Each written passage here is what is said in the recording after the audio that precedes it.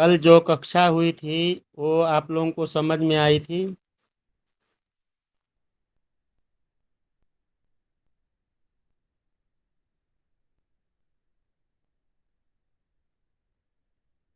कल की कक्षा आप लोगों को समझ में आई थी? जी।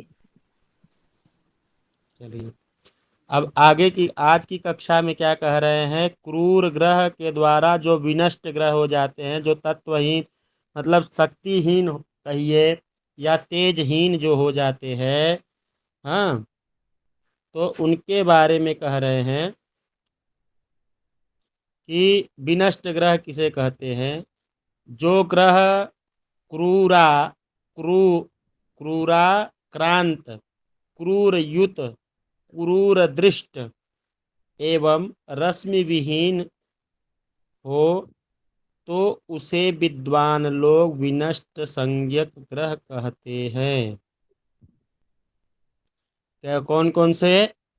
क्रूराक्रांत, क्रूरयुत, क्रूर दृष्ट एवं रश्मि विहीन हो तो, रश्मि मतलब तेज विहीन हो तो उसे विद्वान लोग विनष्ट ग्रह कहते हैं। अब विनष्ट ग्रहों में कौन कौन से हैं वह देखिए। जो क्रूर ग्रह से पराजित हो। क्रूर ग्रह से पराजित हो का मतलब, जैसे राहु के साथ ग्रहण में सूर्य, राहु के साथ में ग्रहण में सूर्य, सूर्य क्या है? क्रूर ग्रह है। राहु क्या है? क्रूर ग्रह है। लेकिन यह सूर्य के साथ में ग्रहण बना रहे हैं, इसलिए इनको क्या कहा गया है? क्रूराक्रांत ग्रह कहते हैं। कि क्रांति जो है इनकी क्षीण हो जाती है, इसलिए क्रूराक्रांत ग्रह कहते हैं। अब क्या रहे हैं? क्रूर ग्रह से युत, क्रूर ग्रह से युक्त ग्रह यदि एक ही नवमांश में हो तो वह क्रूर युक्त कहलाता है। एक ही नवमांश मतलब एक ही स्थान में हो, एक ही स्थान में हो तो वो क्रूर युत ग्रह कहलाता है। युति के साथ में हो जाता है, इसलिए क्रूर युत ग्रह कहलाता है। पूर्णया दृष्ट पूर्णया दृष्ट्यते दृष्ट्या क्रूर दृष्टः स उच्यते प्रविष्टो वा सूर्यराशो विष रश्मिकः। अब क्या कह रहे हैं कि जिस ग्रह को क्रूर ग्रह पूर्ण दृष्टि से देखता हो तो उसे क्रूर दृष्ट कहते हैं। सूर्य की राशि में प्रवेश करने की इच्छा वाला अथवा प्रविष्ट हुआ ग्रह विरश्मि कहलाता है। विरश्मि ग्रह, रश्मि कारण का बताए ना, जो तेजहीन ग्रह कहलाते हैं या जो होते हैं विरश्मि ग्रह। तो सूर्य की राशि में अगर कोई है या सूर्य की राशि में कोई प्रवेश करने वाला है तो वह भी क्या कहलाता है? विरश्मि हो जाता है, बिना तेज के हो जाता है। लग्नेश के विनष्ट होने पर मनुष्य के अंग, जाति एवं वर्ण आदि भी विनष्ट होते हैं। लग्नेश के विनष्ट होने पर, लग्नेश अगर विनष्ट हो गया तो लग्नेश के विनष्ट होने पर मनुष्य के अंग, जाति एवं वर्ण आदि भी विनष्ट होते हैं। जैसे मान लीजिए कि लग्नेश शुक्र है और लग्नेश बैठ गया चतुर्थ भाव में, और लग्न में बैठ गए मंगल,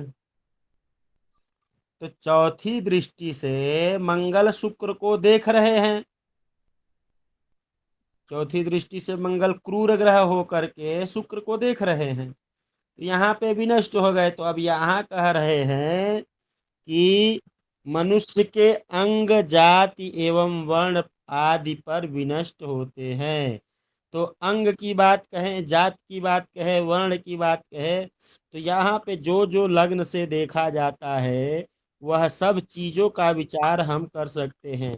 तो शुक्र किसके कारक हैं?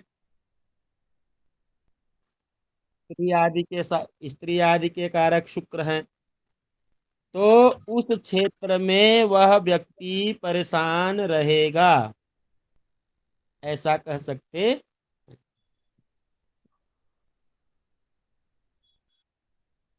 अब क्या कह रहे हैं? यदि विपरीत अवस्था हो तो फल शुभ होता है। विपरीत अवस्था मतलब लग्नेश को कोई ग्रह नहीं देखता हो या शुभ ग्रह देखते हो तो शुभ फल होता है। अब यहाँ लग्न में बैठा हुआ क्रूर ग्रह ही लग्न जो है लग्नेश को देख रहा है, लेकिन लग्नेश जो है लग्न को नहीं देख रहा है। लग्नेश भी अगर लग्न को देखता तो परस्पर दृष्टि योग बन जाता। यहाँ पे परस्पर दृष्टि योग नहीं बन रहा है। फिर क्या कह रहे हैं? एवं धनादि स्थानेषु विनष्टेधिप तौ वदेद धन भाव भ्रातृभाव प्रमुखान प्रत्यान सुधी। इसी तरह कह रहे हैं कि जिस तरह पिछले में कहा गया कि अगर लग्नेश की बात ऐसी हो तो उसकी तरह जैसे लग्नेश की बात बताई गई, उसी तरह धन आदि भाव के स्वामी भी विनष्ट होने पर धन का तथा भ्रातृ आदि का भाव का फल विद्वानों को विचार करना चाहिए। जिस तरह लग्न का विचार किया विनष्ट ग्रहों के लिए, वैसे ही धन आदि भाव का भी दूसरे से लेकर के व्यय भाव तक के सभी भावों का विचार उसी तरह से करना चाहिए। यहाँ पे दूसरी चीज क्या बताए कि जिस ग्रह को क्रूर ग्रह पूर्ण दृष्टि से देखता हो, तो यह तो शुक्र की हमने आप लोगों को बताया। उसके बाद में युति भी हो। अगर मान लीजिए सूर्य के साथ बुध बैठा हुआ है तृतीय भाव में, तो क्रूर ग्रह की युति हो गई। अब यही अगर जो है बुध अपने मिथुन राशि में लग्न में हो और कन्या राशि उसकी तृतीय भाव में आएगी, तो लग्नेश जो है वह किसके साथ बैठ गया? क्रूर ग्रह के साथ युत हो गया, तो क्रूर युति हो गई।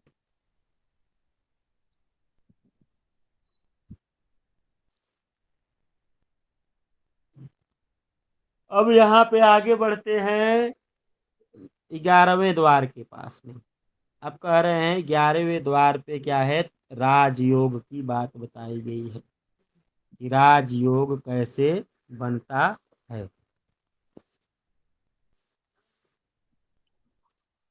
विनष्ट ग्रहों के लिए आप लोगों के पास कोई प्रश्न है तो बोलिए। अब हम लोग अब चलते हैं राजयोग की तरफ। गुरुजी, विनष्ट ग्रह में जैसे आपने कहा कि कोई क्रूर ग्रह अच्छा ग्रह को देखे तो वहां पर उसको मीन्स अफेक्ट करता है, राइट? जी। तो अगर शनि गुरु को देखे और गुरु भी शनि को देखे, फिर हम्म। शनि क्रूर ग्रह नहीं न है। पाप ग्रहों में आता है ना? हम्म। शनि क्रूर ग्रहों में नहीं आते हैं। उसका कोई पापक अफेक्ट ग्रह होगा? पापक ग्रह में आते हैं। तो पापक ग्रह देख रहे हैं तो उसकी वहां पे उतनी बात नहीं देखी जाएगी। और यह जो है लग्न कुंडली के लिए नहीं बताया जा रहा है, यह प्रश्न ओके। कुंडली के लिए बताया जा रहा है। Okay okay okay, sorry sorry जी। Thank you. ठीक है, ये जो है यह भुवन दीपक नामक पुस्तक जो हम आप लोगों को पढ़ा रहे हैं, यह जी। जब कोई जातक आपके पास आता है कोई प्रश्न के लिए। ओके। जिसके पास में जन्म समय इत्यादि कुछ भी नहीं रहता है, उसके जी लिए जी विशेष बात कह रहे हैं। अब जी जी, यहाँ पे मैं समझ जो गई। आपने प्रश्न किया कि शनि गुरु को गुरु देख को रहा देख। है, कौन सी जी। दृष्टि से देख रहा है, अब वह देखना सातवीं है। दृष्टि से। सातवीं दृष्टि सात से एक दूसरे के आमने सात सामने है। सातवीं दृष्टि से देख रहा है, तो गुरु भी तो शनि को देख रहा है। जी तो जब गुरु शनि के ऊपर अमृत छिड़क रहा है, तो शनि उतना खतरनाक दृष्टि वाला तो रहेंगे नहीं, ठीक पहली है। बात। अब यहाँ पे परस्पर एक दोनों की दृष्टि होने से दृष्टि संबंध हो जाता है। जी तो जब दृष्टि संबंध हो गया तो वो उनके लिए शुभ हो गए, वो उनके लिए शुभ हो गए। अब यह दृष्टि संबंध योग हो जाता है। ठीक है। जी जी। ये एक प्रकार का राजयोग निर्माण करते हैं। एक दूसरे को देखना। दृष्टिगत दृष्टि राजयोग कहा जाता है उसको। ठीक। दृष्टि, थैंक यू। युति, दृष्टि, स्थिति, तीन प्रकार के योग होते हैं। स्थिति मतलब कहाँ बैठे हैं, किसके साथ बैठे हैं। दृष्टि, जी देखना। युति मतलब दोनों एक साथ बैठे हुए हैं। जी हाँ। अब यहाँ पे क्या कह रहे हैं, राजयोग के बारे में बता रहे हैं कि राजयोग कैसे हुआ। लग्नेश कार्य भाव में और कार्येश लग्न में हो तो प्रथम।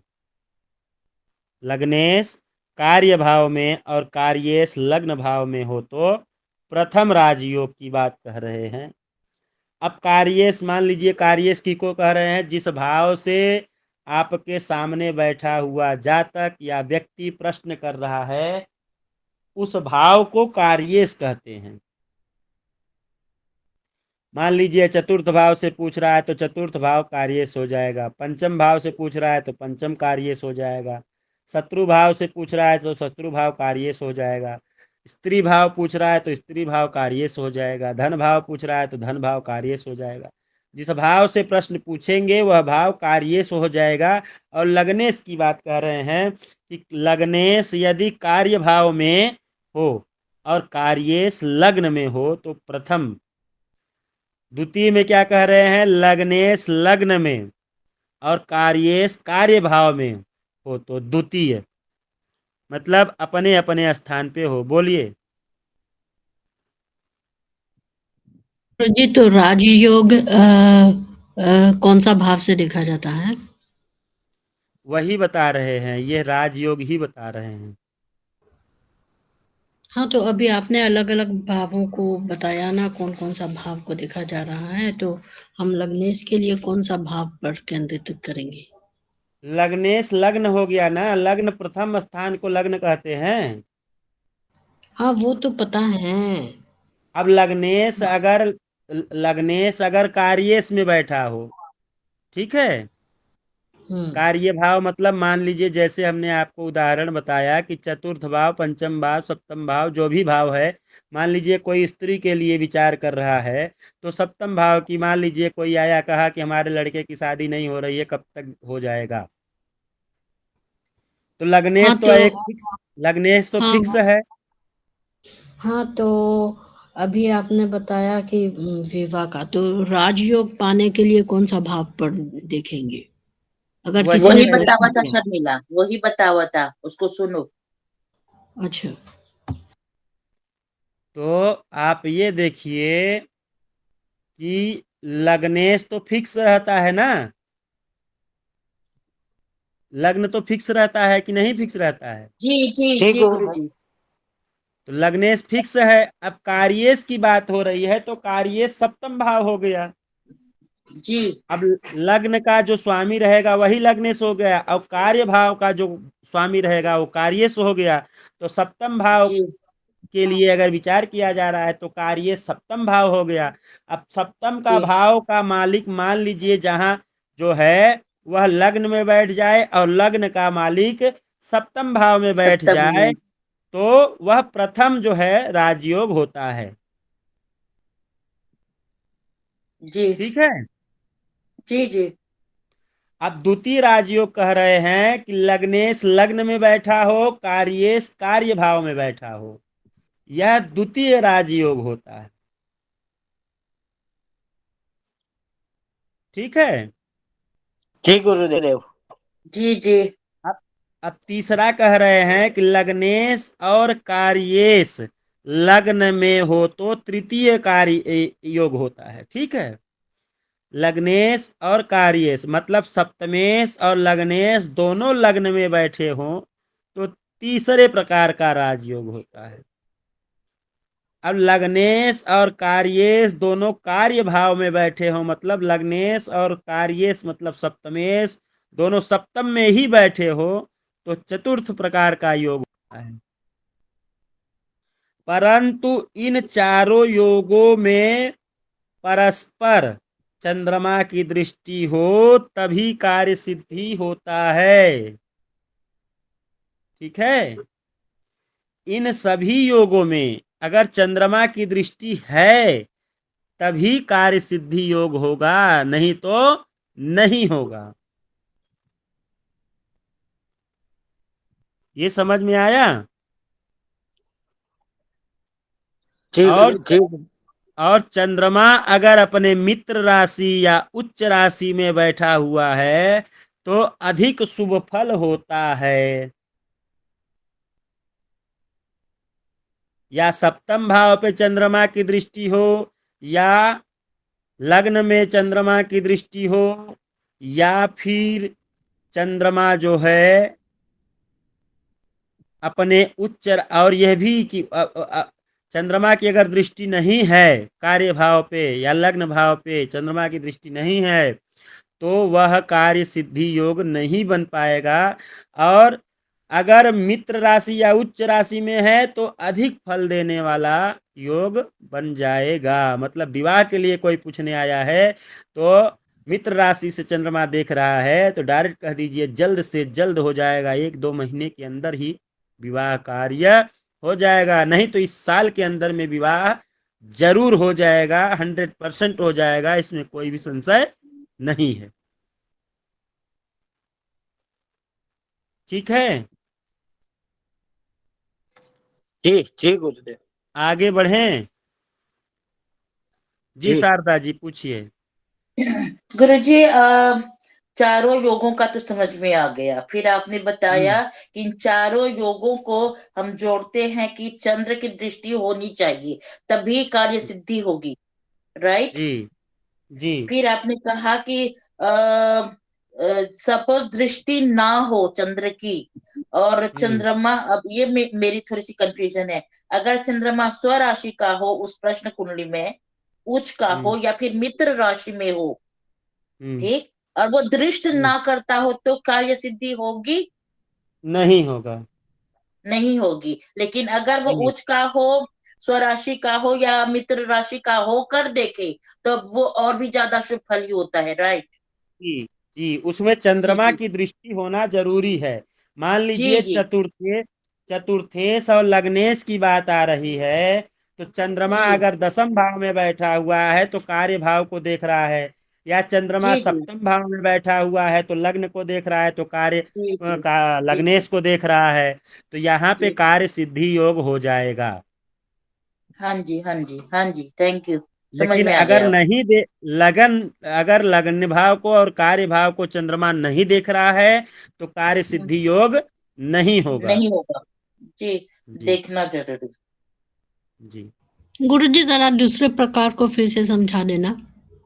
दूसरा प्रकार का कहने का मतलब है कि लग्नेश लग्न में और कार्येश कार्य भाव में हो तो, जैसे चतुर्थ भाव और लग्न की बात कही जाए तो चतुर्थेश जो है वो चौथे भाव में ही, चौथे का मालिक जो है वह चौथे भाव में ही बैठा हो, लग्न भाव का स्वामी लग्न में ही बैठा हो और उस पे चंद्रमा की दृष्टि पड़ती हो तो द्वितीय कार्य सिद्धि योग राजयोग होता है।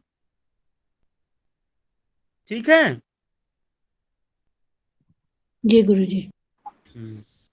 आगे चलें। जी गुरुजी। अब क्या कह रहे हैं, चंद्रमा की दृष्टि के अतिरिक्त, चंद्रमा की दृष्टि के अतिरिक्त यदि किसी अन्य शुभ ग्रह की दृष्टि हो तो कार्य में ही कोई अन्य प्रयोजन उत्पन्न हो जाता है।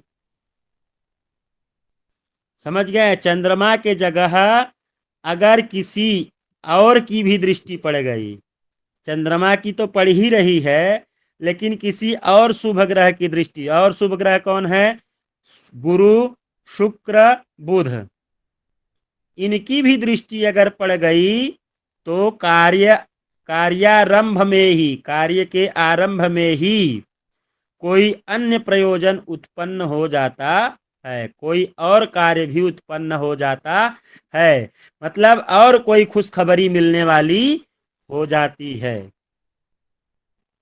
ठीक है। जी शारदा जी बोलिए। नहीं गुरुजी, मैं ठीक हूँ। हैंड राइज की हैं आपने। अरे सॉरी। यहाँ पे क्या कह रहे हैं, चंद्रमा की दृष्टि तो पड़ ही रही है, इसके अतिरिक्त किसी और शुभ ग्रह की अगर दृष्टि पड़ जाती है तो क्या होता है, और भी कोई न कोई कार्य होने से पहले ही और कोई एक शुभ कार्य हो जाता है। ठीक है। अब ये कह रहे हैं आगे, राजयोगा अमिख्याताश्चत्वारोपि महाबलाः अत्रैव दृष्टियोगेन सामान्येन फलम स्मृतः। कह रहे हैं कि ये चारों जो है, ये चारों योग जो बात की कह रहे हैं, ये चारों 6, 7, 8, ठीक है, श्लोक जो हम आपको बताए, 6, 7, 8 श्लोक बताए, वो नंबर था श्लोकों में, ये चारों महा बलवान राजयोग प्रसिद्ध हैं। ये जो चारों योग हम आप लोगों को बताए, यह जो है कहा जाता है महाबलवान राजयोग, और यह प्रसिद्ध है। इन पर अन्य ग्रहों की दृष्टि और योग के अनुसार सामान्य रीति से फल कहा गया है। इन पर अगर अन्य किसी ग्रहों की दृष्टि हो तो और योग के अनुसार ही सामान्य रीति से जो है फल कहा गया है। अर्धयोगो विनिर्दिष्टः परस्पर दृशं विना चंद्र दृष्टि विना गेयम शुभम पादफलम बुधैः। क्या कह रहे हैं कि परस्पर दृष्टि मात्र से ही, परस्पर दृष्टि मात्र से ही अर्धयोग कहना चाहिए। जैसे परस्पर दृष्टि कह रहे हैं कि मतलब एक दूसरे पर दोनों की दृष्टि हो। अब एक दूसरे पे दोनों की दृष्टि कब होगी, यह दृष्टि का योग जो है एक दूसरे पे कब होगी, आप लोग बताएंगे। जैसे मान लीजिए यह तभी जब हो, दोनों आमने सामने हों तो। हाँ, या तो आमने सामने हो, और या फिर लग्न का मालिक मंगल हो और चतुर्थ भाव का मालिक कौन हो, शनि हो। नहीं, चतुर्थ भाव से शनि नहीं देखेंगे ना, तृतीय भाव से शनि देखेंगे ना। भ्रातृभाव से, तृतीय भाव से शनि देखेंगे ना अपनी 10वीं दृष्टि से जी। लग्न को। तृतीय भाव का स्वामी शनि हो, तो शनि अपने घर में बैठे हों और मंगल लग्न में अपने घर में बैठे हों, तो यहाँ पर बता रहे हैं कि शनि मंगल को देख रहे हैं, मंगल शनि को देख रहे हैं। परस्पर दृष्टि मात्र से ही अर्ध योग कहना चाहिए, ये आधा योग होता है, दृष्टि से ही केवल हो। चंद्रमा तथा चंद्रमा की दृष्टि के बिना विद्वानों को राजयोग का शुभ फल एक पाद ही कहना चाहिए। मतलब अगर चंद्रमा की दृष्टि नहीं पड़ रही है तो केवल इनकी ही दृष्टि आपस में हो रही है तो आधा फल कहना चाहिए, आधा योग कहना चाहिए, या एक पाद जो है फल कहना चाहिए। ठीक। अब कर रहे हैं परस्परम विषताम विषमता चंद्र योगो भवेद्यति तदार्ध फलम आविष्टम प्रमंचो भयम अतो मम। कह रहे हैं लग्नेश और कार्येश में परस्पर शत्रुता होने पर भी, यहाँ पे लग्नेश और कार्येश हमने जो आप लोगों को समझाया कि तृतीय भाव में शनि बैठे हैं, लग्न में मंगल बैठे हुए हैं, तो दोनों आपस में क्या है, परस्पर शत्रु हैं। तो परस्पर शत्रु होने पर भी वे चंद्रमा से युक्त हो तो आधा फल होता है। यहाँ पे शत्रु हो और चंद्रमा की दृष्टि भी हो तो आधा फल हो जाता है। ठीक है ना। यह ग्रंथ के मतानुसार है। यह ग्रंथकार ने बताया है कि अगर दोनों लग्नेश और कार्येश आपस में दृष्टि है, उसके बाद चंद्रमा की दृष्टि उस पर पड़ गई है, शत्रु होने के बाद, शत्रु है तो वह कट जाता है, लेकिन अगर चंद्रमा की दृष्टि पड़ गई, नहीं पूरा फल मिलेगा तो आधा फल तो मिल ही जाएगा, ऐसा ग्रंथकार ने कहा है। ग्रंथ के मतानुसार यह कार्य है।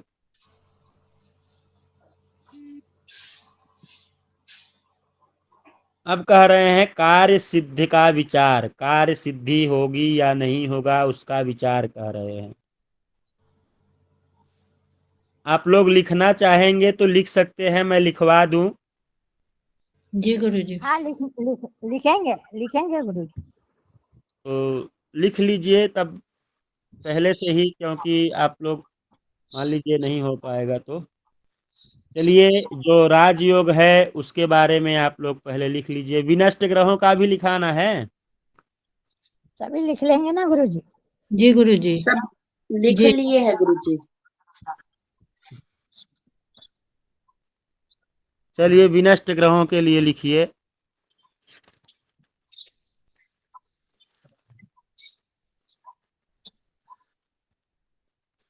जो क्रूर ग्रह, जो ग्रह जो ग्रह क्रूराक्रांत, क्रूर युत, क्रूर दृष्ट, जो ग्रह क्रूराक्रांत, क्रूर युत, क्रूर दृष्ट एवं रश्मि विहीन हो तो, ऊर्जा विहीन हो तो उसे विद्वान लोग विनष्ट संज्ञक ग्रह कहते हैं।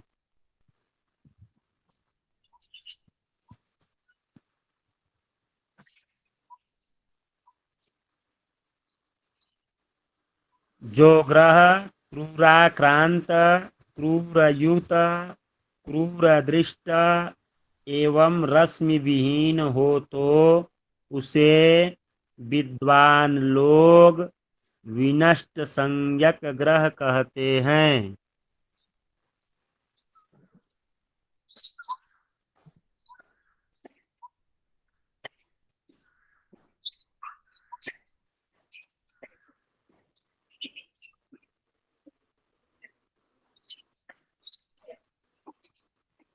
जो ग्रह क्रूराक्रांत, क्रूर दृष्ट, क्रूर युत एवं रश्मि विहीन हो तो उसे विद्वान लोग विनष्ट ग्रह, विनष्ट संज्ञक ग्रह कहते हैं। मतलब नष्ट होने के कगार पे या नष्ट ग्रह कहते हैं।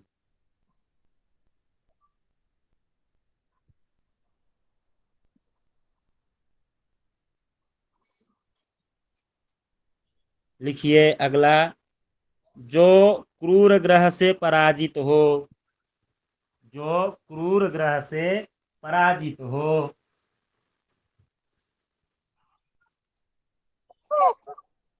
क्रूर ग्रह से पराजित कैसे होंगे? राहु से सूर्य।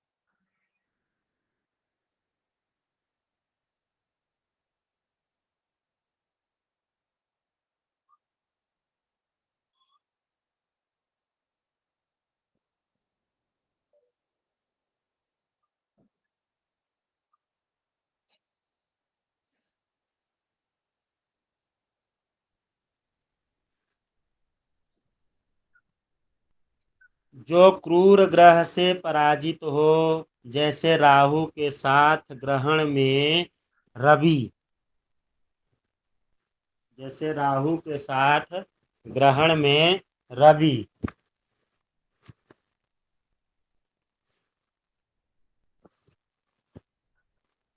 क्रूर ग्रह से युत ग्रह। क्रूर ग्रह से युत ग्रह यदि एक ही नवमांश में हो तो वह क्रूर युत कहलाता है।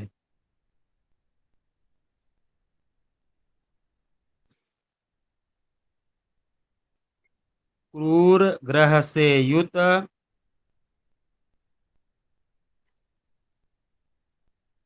जो क्रूर ग्रह से पराजित हो, जैसे राहु के साथ ग्रहण में रवि, उसे क्रूराक्रांत कहते हैं।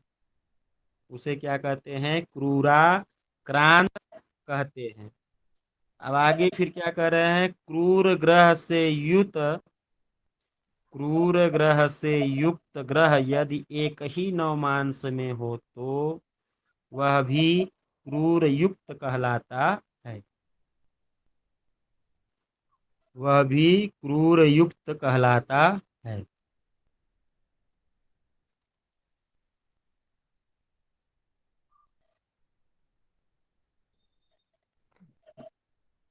जो क्रूर ग्रह से पराजित हो, जैसे राहु के साथ ग्रहण में रवि, उसे क्रूराक्रांत कहते हैं।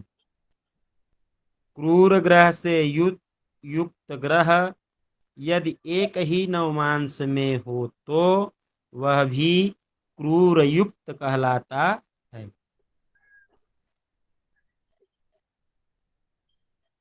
वह भी क्रूर युक्त कहलाता है।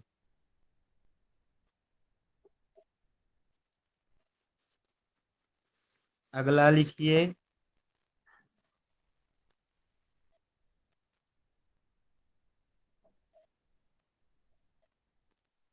जिस ग्रह को क्रूर ग्रह पूर्ण दृष्टि से देखता हो।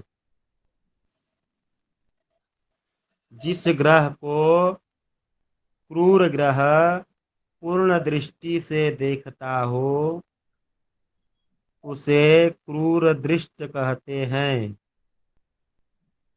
उसे क्रूर दृष्ट कहते हैं।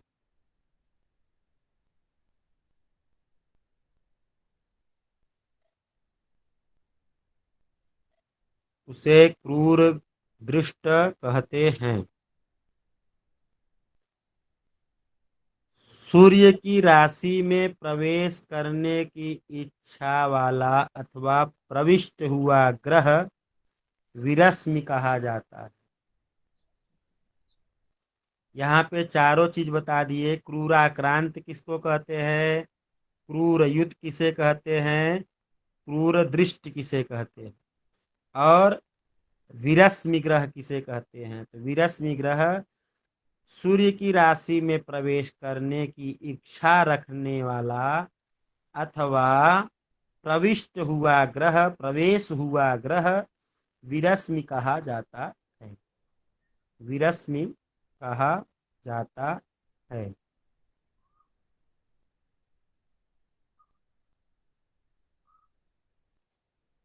विरश्मि कहा जाता है।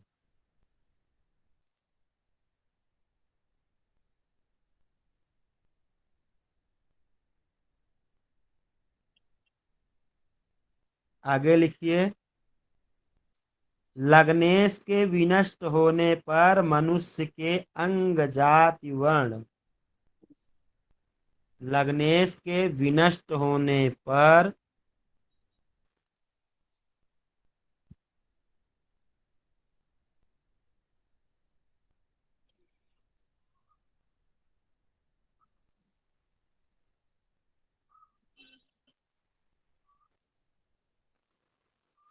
लग्नेश के विनष्ट होने पर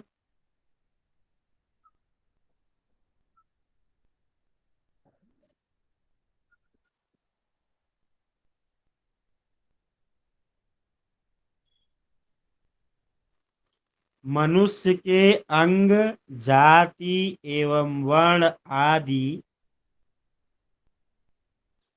एवं अंग आदि मनुष्य के अंग जाति एवं वर्ण आदि भी विनष्ट होते हैं।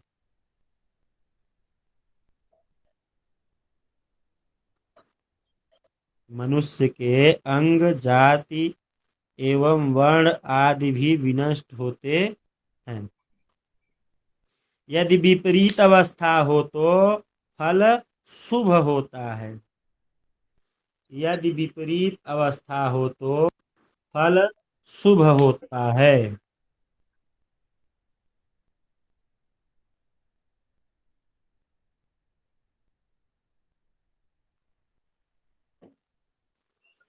इसी प्रकार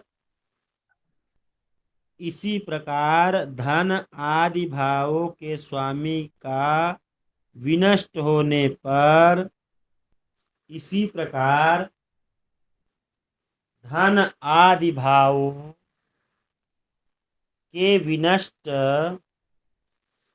धन आदि भावों के स्वामी के विनष्ट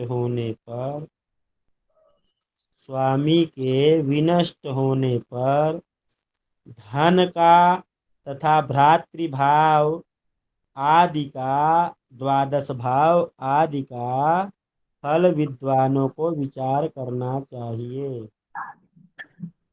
धन भ्रातृभाव आदि द्वादश भावों का फल विद्वानों को विचार करना चाहिए।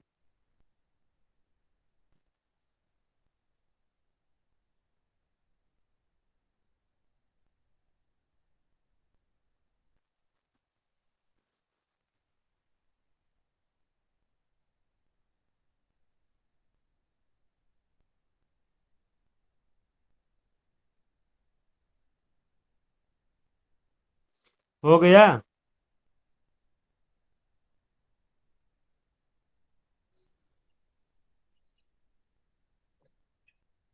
शारदा जी, नरेंद्र जी, जी जी। गुरुजी हाँ हो गया हो गया। लिखिए राजयोग। राजयोग लिखिए।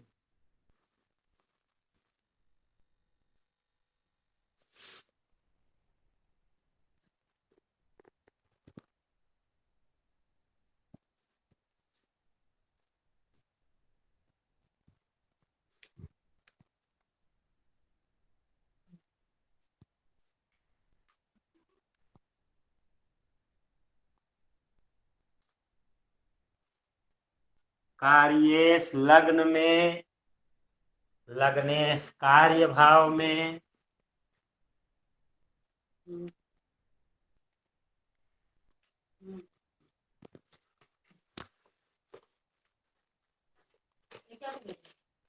लगाओगे क्या? हाँ, कहाँ आया है क्या? हाँ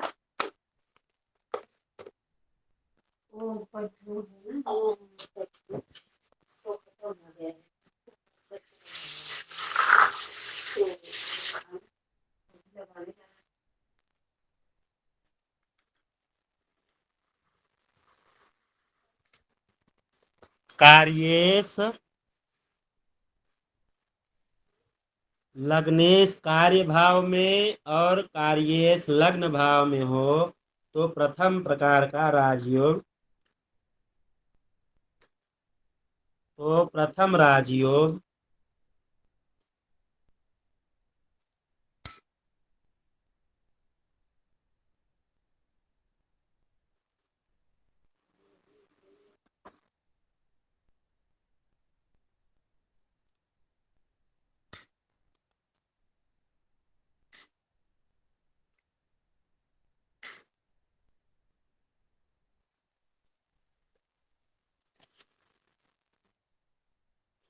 दूसरा लिखिए लग्नेश लग्न में और कार्येश कार्य भाव में हो तो द्वितीय प्रकार का राजयोग,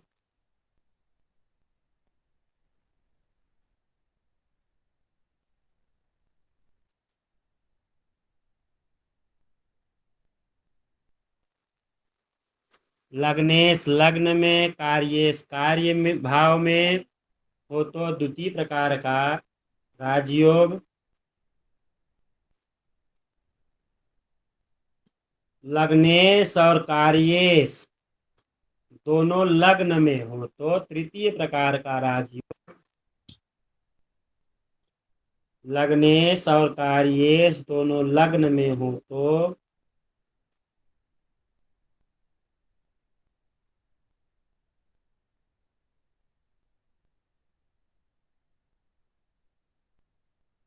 लग्नेश और कार्येश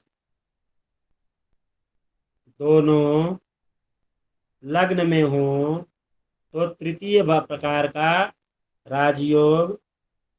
अब यही कार्येश और लग्नेश कार्य भाव में हो तो चतुर्थ प्रकार का राजयोग।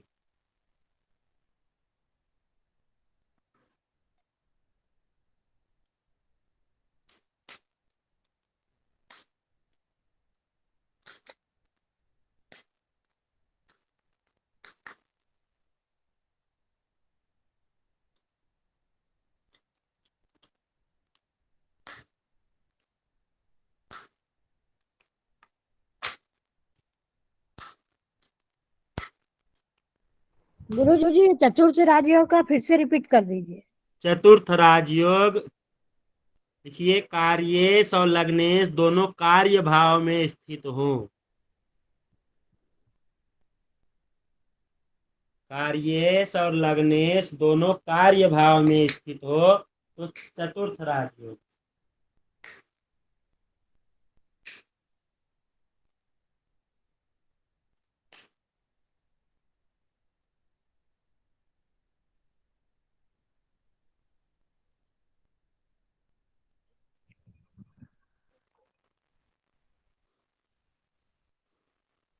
हो गया। जी परंतु परंतु इन चारों योगों पर परंतु इन चारों योगों पर चंद्रमा की दृष्टि हो तभी कार्य सिद्धि होती है। परंतु इन चारों योगों पर चंद्रमा की दृष्टि हो तो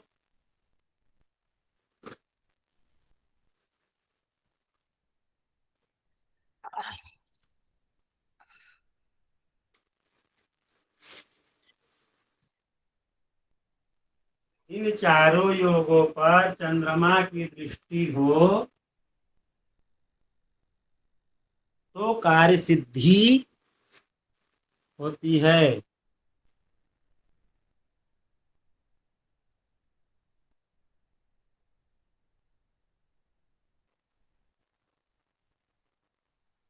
यदि चंद्रमा मित्र राशि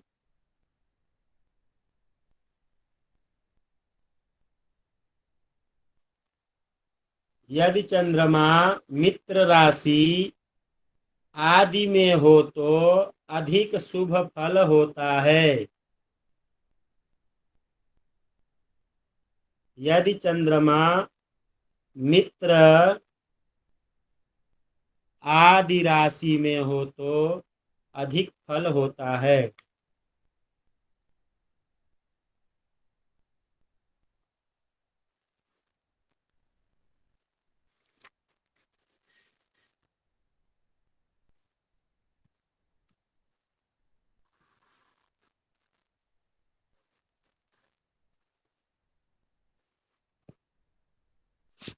अब आगे लिखिए।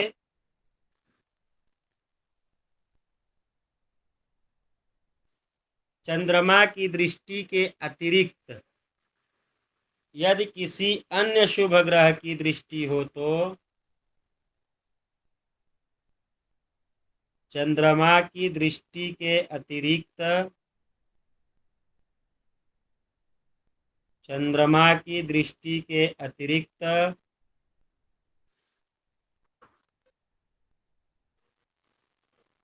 चंद्रमा की दृष्टि के अतिरिक्त अन्य किसी शुभ ग्रह की दृष्टि हो तो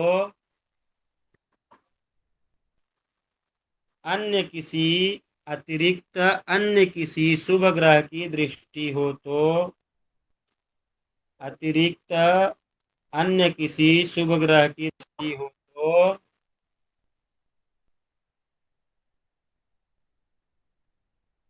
कार्यारंभ में ही कार्य के आरंभ में ही कार्य के आरंभ में ही कोई अन्य प्रयोजन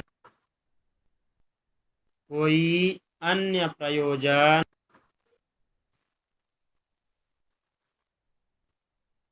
कोई अन्य प्रयोजन उत्पन्न हो जाता है।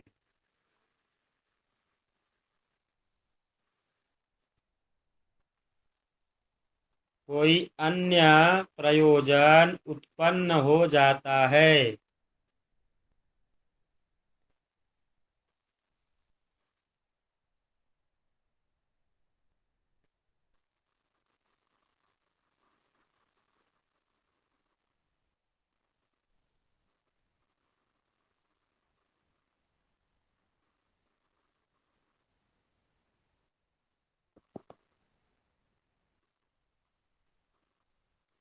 लिखिए, ये चारों महाबलवान राजयोग प्रसिद्ध हैं।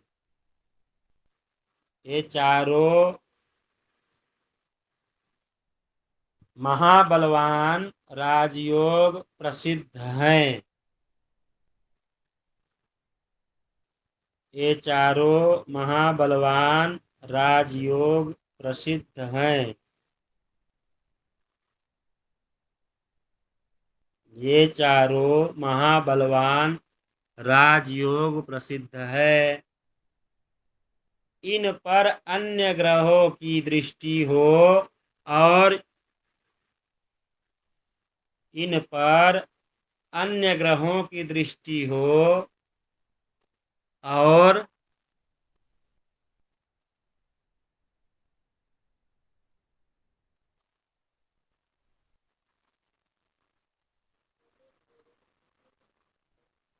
अन्य ग्रहों की दृष्टि हो और योग के अनुसार सामान्य रीति से फल कहा गया है। फिर से गुरुजी, फिर से। अन्य ग्रहों की दृष्टि हो और योग के अनुसार सामान्य रीति से फल कहा गया है।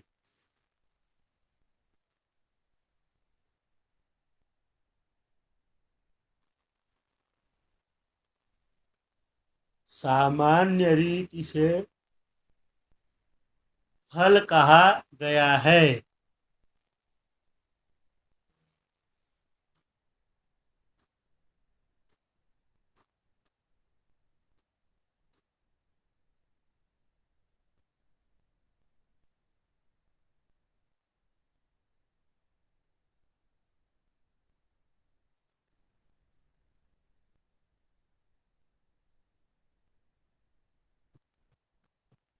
आगे लिखिए, परस्पर दृष्टि मात्र से ही,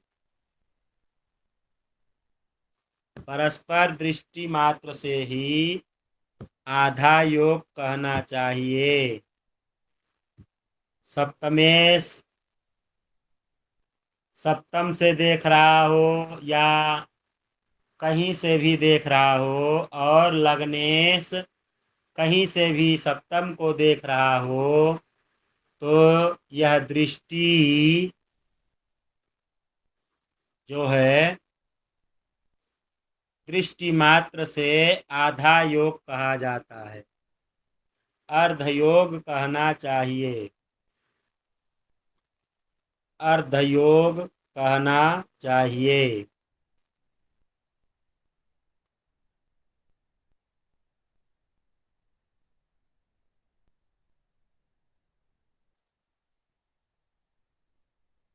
चंद्रमा की दृष्टि के बिना,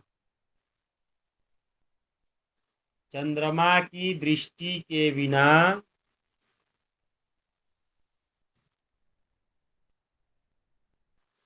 चंद्रमा की दृष्टि के बिना विद्वानों को, चंद्रमा की दृष्टि के बिना विद्वानों को राजयोग का शुभ फल एक पाद ही कहना चाहिए, एक पाद ही कहना चाहिए। चंद्रमा की दृष्टि के बिना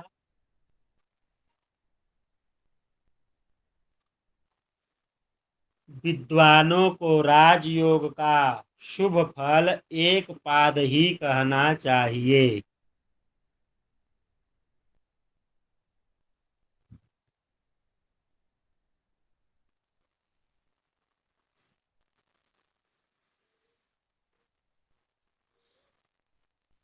आगे लिखिए, लग्नेश और कार्येश परस्पर शत्रु होने पर भी, लग्नेश और कार्येश परस्पर शत्रु होने पर भी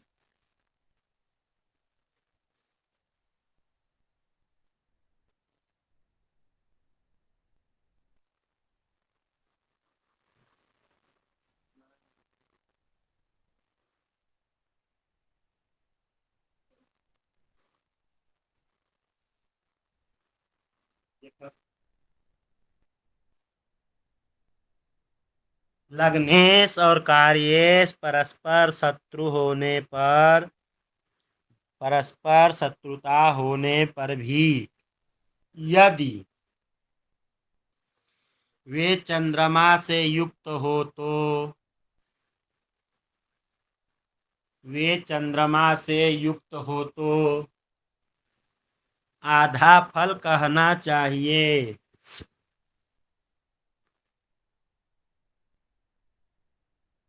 चंद्रमा से युक्त हो तो आधा फल कहना चाहिए। यह ग्रंथकार के मतानुसार है, ये ग्रंथकार के मतानुसार है। प्रपंचोयम मतो मम, जो प्रपंचकार हैं जिन्होंने बताया है, अयम मम मतः, यह मेरा मत है, उन्होंने कहा है। कौन? जो प्रपंचकार हैं। प्रपंचकार कौन है? जो मतानुसार मत को बताने वाले हैं, जो पुस्तक के ग्रंथकार हैं, उन्होंने कहा है यह मेरे मत के अनुसार है कि आधा फल कहना चाहिए। अब लिख लीजिए कार्य सिद्धि विचार। कार्य सिद्धि विचार।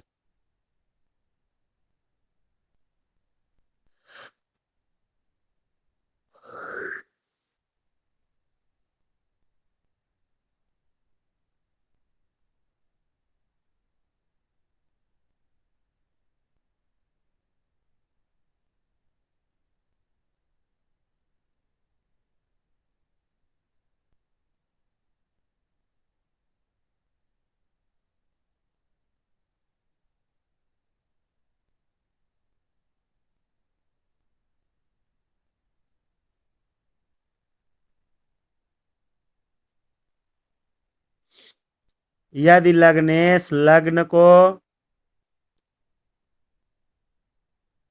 कार्येश कार्य भाव को देखता हो, यदि लग्नेश लग्न को और कार्येश कार्य भाव को देखता हो,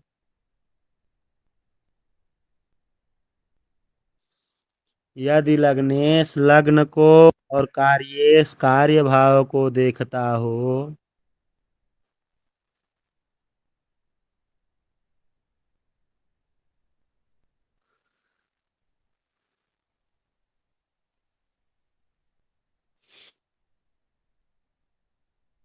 यदि लग्नेश लग्न को और कार्येश कार्य भाव को देखता हो तो जब चंद्रमा कार्य भाव पर आता है, जब चंद्रमा कार्य भाव पर आता है तभी कार्य सिद्धि होती है।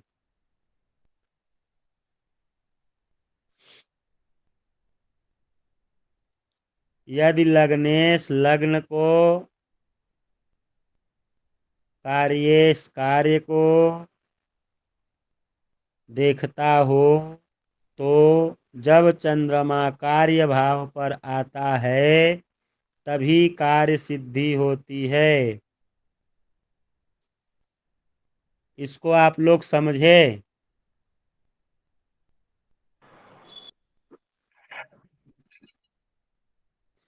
इसको आप लोग समझ नहीं पाए कि समझ गए?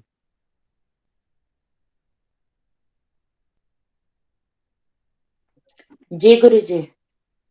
समझ गए? क्या समझे आप बताइए? यदि लग्नेश लग्न को, यानी कि मान लीजिए कि लग्न में मेष राशि है और मेष राशि का स्वामी मंगल सप्तम भाव हम्म, पर है, तो हम्म, लग्नेश मंगल लग्न को देख रहा है। हम्म, अब मान लीजिए कार्येश कार्य भाव को देखता है, तो हाँ। कार्येश मान लीजिए कि अगर हम राजनीति को देख रहे हैं तो कौन सा कार्य भाव होगा गुरुजी? तो कार्य भाव 10। जहां से प्रश्न किया जा रहा है उसको कार्य भाव कहते हैं। जहां से प्रश्न मतलब नहीं जिस समझ। भाव से प्रश्न रिलेटेड। किया जाता है उसे कार्य भाव कहते हैं। हाँ वो तो है, पर हम आपसे पूछ रहे हैं अगर हम राजनीति के बारे में देख रहे हैं तो कौन सा कार्य भाव होगा? अगर राजनीति के बारे में आप देख रहे हैं तो राजनीति के लिए दसम भाव प्रमुख कहा गया है ना, हाँ, जी। दसम भाव, या ओके। सप्तम भाव भी कहेंगे। सप्तम भाव व्यापार के लिए है तो व्यापार किस क्षेत्र में करेंगे, कमाई यस। धंधा किस क्षेत्र में करेंगे, या आय से भी देखेंगे आय जो होगी वो किस क्षेत्र से होगा, राजनीति से हो पाएगा कि नहीं हो पाएगा ना। जी, तो अब हम कार्येश कार्य भाव को देख रहा है, तो यानी कि हाँ, कार्येश, यानी कि अगर हम दसम भाव को देख रहे हैं, अगर दसम भाव में मकर राशि हो, यानी शनि की कोई भी राशि हो, मकर राशि हो, उसमें कोई ग्रह नहीं है उसको तो छोड़ दीजिए, मैं आपको बता रहा हूँ, सुनिए। अच्छा। कार्येश अब दसम भाव से अब जब आप विचार कर रही हैं तो मंगल बैठा हुआ है तृतीय भाव में, ठीक है। मंगल मंगल तृतीय में। बैठा हुआ है तृतीय भाव में, वहां से 8वीं दृष्टि से दसम भाव को देख रहा है, ओके। ठीक। 1 2 3 4 और 5। लग्नेश जो है गुरु है या फिर जो भी ग्रह है आप वह समझ लीजिए, गुरु हाँ, नवम भाव से देख रहा है लग्न को, ठीक गुरु है, 5वीं दृष्टि से। 1 2 3 4 5 पंचम दृष्टि से। हाँ, यह कंसेप्ट समझ में आया। हाँ। अब क्या कह रहे हैं कि चंद्रमा कार्य भाव पर आता हो। कार्य भाव कौन सा है? 10वां भाव का विचार किया जा रहा है ना। जी जी जी। अब चंद्रमा मान लीजिए आप अभी वर्तमान कुंडली में चाहे छठे में है, चाहे 7वें में है, चाहे 8वें में छठे में है। है। नो नो, हाँ, चलिए मैं देखती हूँ कहाँ पर है। तो कहीं भी उसका मतलब नहीं, आप छोड़िए, विचार करिए पहले मैं क्या बता रहा अच्छा हूँ। अच्छा, ठीक है। मान लीजिए चंद्रमा चाहे जहां हो, जी। लेकिन जब ढाई ढाई ढाई ढाई ढाई करते हुए 2.5 दिन 2.5 दिन 2.5 दिन 2.5 दिन 2.5 दिन करते हुए वह जब 10म हाँ भाव पे बैठेगा, 10म भाव की कौन जो राशि रहेगी, हाँ, मेष है हाँ या वृश्चिक है, मेष है या वृश्चिक होगी, जब हाँ। मंगल उसका स्वामी है। तो मेष यस। होए तो मेष राशि में जब चंद्रमा आएगा तब कार्य सिद्धि होगा।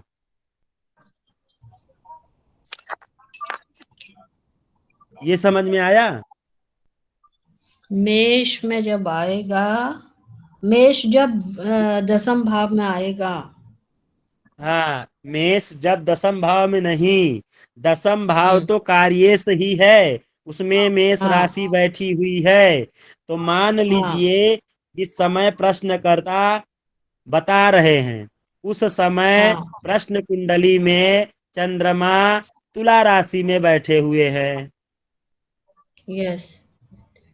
अब तुला राशि में जब चंद्रमा बैठे हुए हैं चतुर्थ भाव में, तो 2.5 दिन के बाद कहाँ चले जाएंगे? पंचम भाव में चले जाएंगे, हाँ षष्टम भाव में चले जाएंगे। या हाँ पंचांग में देखिए कि जब जो है जब चंद्रमा मेष राशि पे पहुंचेंगे हाँ। तभी कार्य होगा।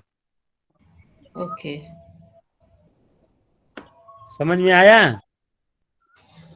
जी, यानी कि हाँ जहां पर भी चंद्रमा है, जब वो हाँ अपना गोचर में 10वें भाव पर पहुंचेंगे तभी कार्य जी सिद्ध होगा। जी।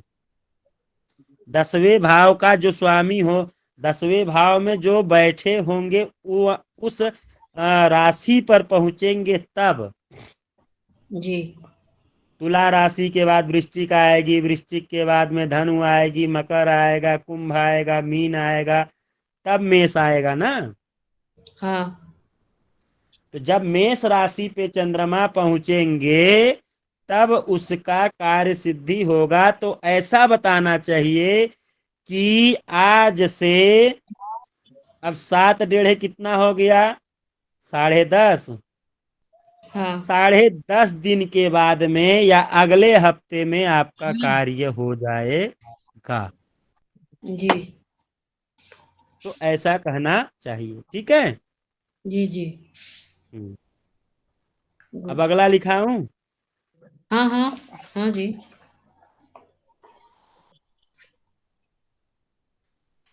हम लोग कहाँ पहुंचे थे?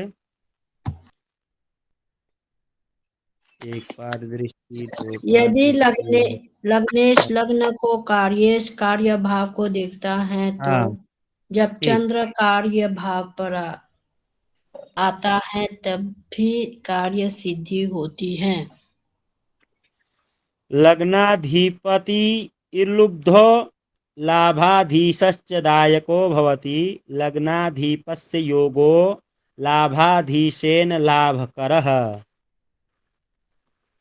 लग्नेश वाचक और लाभेश दाता होता है। लग्नेश याचक और लाभेश दाता होता है।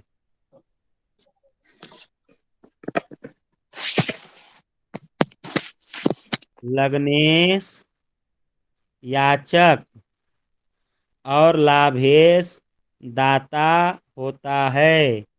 लग्नेश का भावेश के साथ योग लाभकारक होता है। ये सभी जगह नियम लगेगा, ये ध्यान दे लीजिएगा। लग्नेश याचक होता है और लाभेश दाता होता है। लग्नेश का या लाभेश के साथ योग लाभकारक होता है। लग्नेश का संबंध अगर एकादश भाव से लाभेश से हो जाए तो लाभकारक होता है।